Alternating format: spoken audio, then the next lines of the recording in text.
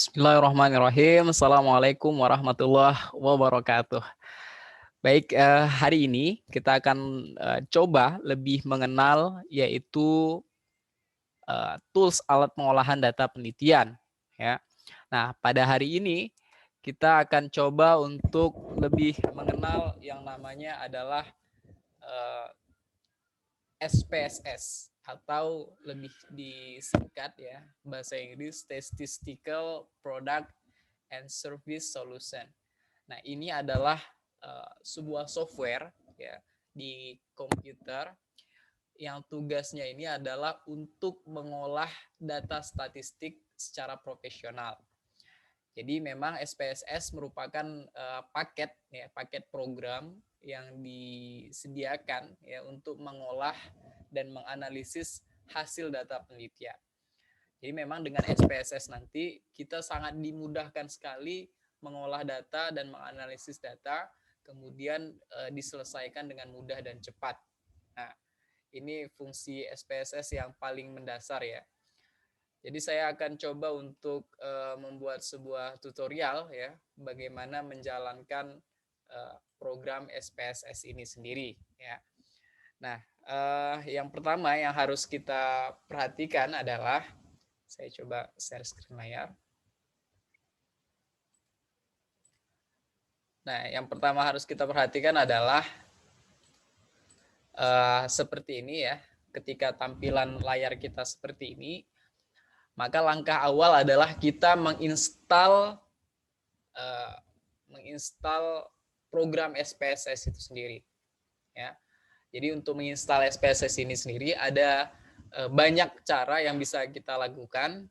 Yang pertama ya kita bisa langsung download ya melalui online di Google ya, SPSS program SPSS terbaru sekarang sudah versi 25 ya 25, dan ketika sudah selesai di-download langsung diinstal di laptopnya. Nah, atau kita minta data mentah ya ataupun data yang belum terinstal di laptop temannya, kita minta data mentahannya, kita pindahkan data mentahan installnya tadi ke laptop kita, kemudian kita install. Atau cara ketiga yaitu kita pinjam punya laptop ya, seniornya yang pastinya sudah pernah menggunakan SPSS untuk kegunaan seperti membuat skripsi ya, atau tesis ataupun disertasi. Nah, di awal ya saya coba untuk mentutorial ya bagaimana memulai di SPSS. Yang pertama adalah ketika sudah layar seperti ini, maka klik start di sini ya, cari all programs dan langsung cari SPSS. Nah, ketika sudah terinstall otomatis langsung muncul nih di desktop kita ya. Atau kalau tidak mau ribet ya langsung tampilkan saja shortcut SPSS-nya di layar. Nah, ketika sudah di layar seperti ini, kita sudah tinggal buka saja ya SPSS-nya. Nah, kalau sudah seperti ini ya di layar, maka yang harus kita perhatikan inilah layar yang akan kita gunakan dalam mengolah data penelitian. Ya, yang pertama ini ya, yang pertama ini namanya adalah tampilan data view. Ya, di layar awal ini adalah namanya tampilan data view, ini data view ya. Dan yang kedua nantinya adalah di sini ketika kita klik ada namanya tampilan data variable view. Ya, tampilan data variable view.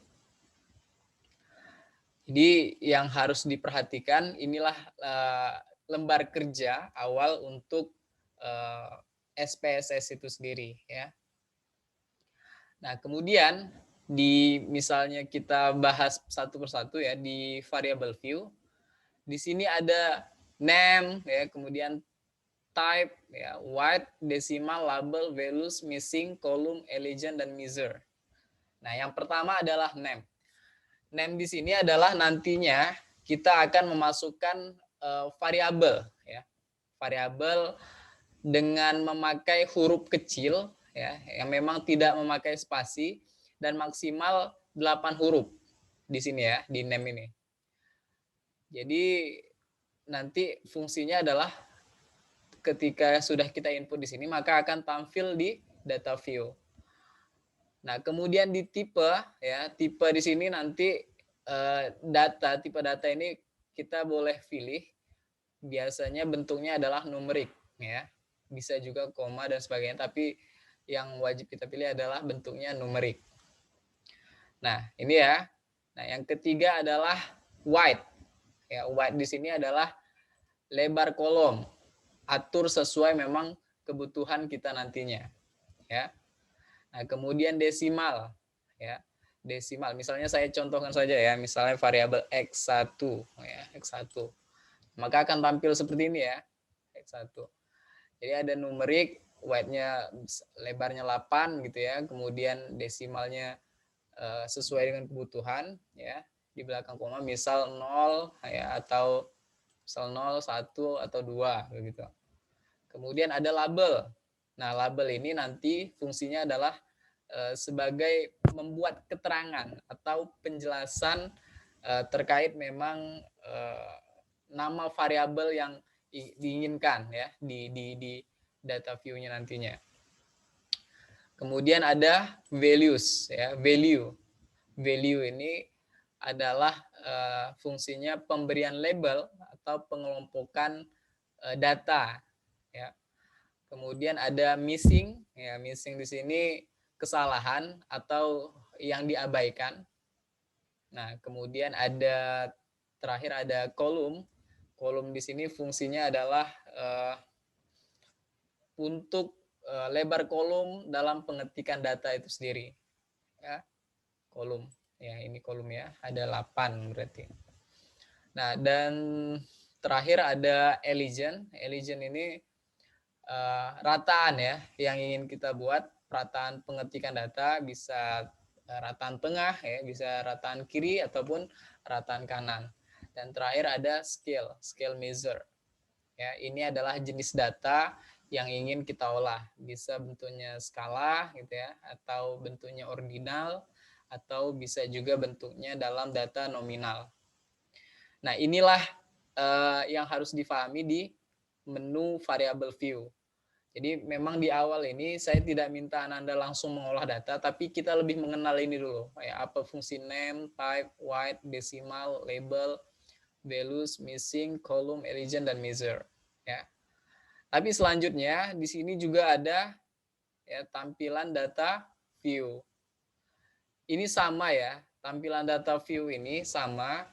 Jadi yang harus kita pahami dalam SPSS terdapat 10 ya, 10 nih, 10 menu utama, yaitu ada file, edit, view, data, transform, ya, kemudian ada analyze, grabs, utilities, add-on, windows, dan help. Nah, ini mempunyai tugas dan fungsinya masing-masing ya. Misalnya file ya, file di sini tugasnya adalah berisi fasilitas ya, fasilitas untuk mengelola atau memanajemen data, misalnya menyimpan gitu ya, meng-save ataupun membuka file yang sudah tersimpan. Nah, kemudian ada yang kedua edit. Nah, edit di sini digunakan untuk memperbaiki ya, ataupun mengubah data. Nah, yang ketiga ada view. View ini untuk mengatur toolbar ya, ataupun letak-letak toolbar itu, ataupun font-fontnya berapa yang ingin kita buat gitu ya. Nah, kemudian ada data ya. Data di sini, menu data digunakan untuk mendefinisikan ya, dan mengatur variabel serta datanya. Nah, kemudian yang kelima di sini ada transform. Transform di sini digunakan untuk ya memanipulasi data. Misal ya, kita mau melihat pengaruh produk domestik bruto terhadap inflasi misalnya. Nah, PDB itu kan triliunan angkanya ya, ribuan triliun. Sementara inflasi itu persen, kalau dikomakan 0,00 0,02, 0,05 gitu ya, 5%. Nah, itu ketika kita mencari atau meregresi pengaruhnya nanti, maka tidak bisa langsung, kita harus merubah data itu atau kita manipulasi datanya dengan cara melalui transform ini sendiri ya. Nah, ini fungsi dari menu transform. Kemudian, nah ini yang lebih penting lagi, yaitu analyze ya, menu analyze. Analyze ini digunakan untuk menganalisis data ya. Jadi semua tools atau semua fungsi yang akan kita jalankan seperti mau meregresi gitu ya, mau mencari perbandingan, mau melihat normalitas data, kemudian bagaimana pengaruh dan sebagainya, itu nanti menganalisisnya melalui menu analysis ini sendiri ya. Jadi disinilah lebih banyak nanti kita pelajari apa saja fungsi dari menu-menu ataupun sub menu dari analysis ini. Kemudian ada graph ya. Graph ini fungsinya digunakan untuk memvisualisasikan data atau menjadikan seperti menjadi grafik atau chart ya. Nah, kemudian ada utilities. Nah, utilities ini menunya digunakan untuk berkaitan dengan fungsi atau manfaat dari SPSS ini sendiri ya. Nah, ada juga terakhir ada menu Windows ya. Menu Windows ini digunakan untuk melakukan perpindahan atau switch dari satu file ke file lainnya ya. Kemudian yang terakhir ada menu help. Ini tugasnya untuk bantu kita dalam memahami perintah-perintah SPSS jika dalam perjalanannya kita menemui kesulitan ya dalam menjalankan SPSS. Nah, saya kira ini ya yang harus kita pahami dalam di titik awal memahami SPSS atau lebih kita mengenal SPSS. Jadi setelah kita kenal fungsi dari variable view dengan ada menu ini tadi name, tag, ya, wide, decimal label, fungsinya semua. Kemudian kita mengenal fungsi file edit ini semua, barulah kita nanti bisa melakukan pengolahan data penelitian. Nah, untuk step berikutnya mengolah data penelitian kita akan laksanakan di pertemuan atau video selanjutnya. Oke, terima kasih. Assalamualaikum warahmatullahi wabarakatuh. Thank you.